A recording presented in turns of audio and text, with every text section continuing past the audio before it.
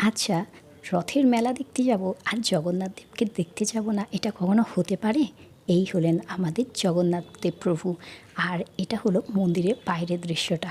রাত্রেবেলা এখন অনেকটাই হয়ে গেছে, তবুও ভিড় দেখো, চারিদিকে যেন মানুষ থুকথুক করছে। এখান থেকে বেরিয়ে সোজা উল্টো দিকে চলে এসেছিলাম রথের মেলাতে। টুপটুপ করে বৃষ্টি তো পড়েই যাচ্ছে, তাই হলে কি হবে, বৃষ্টির মধ্যেও কিন্তু মানুষের ভিড়ের শেষ নেই। বিশাল বড় মেলা আর বিশাল বড় একটা মাঠের মধ্যে বসেছে, চারিদিকে মানুষজন কেনাকাটি সবই লেগে রয়েছে। হ্যাঁ, এইবারে গিয়ে কিন্তু রথের মেলায় অনেক জিনিসপত্র কেনা হয়েছে। বর কিন্তু একদমই কোনো জিনিসেই না বলেনি, যেটা মন চেয়েছে সেটাই কিনে নিয়েছিলাম। আর কেন হবে না বলো তো, 5 টাকা থেকে শুরু করে 5,000 টাকা পর্যন্ত সব দামেরই জিনিসপত্র এখানে পেয়ে যাবে। সাথে ছিল পেট পুজো।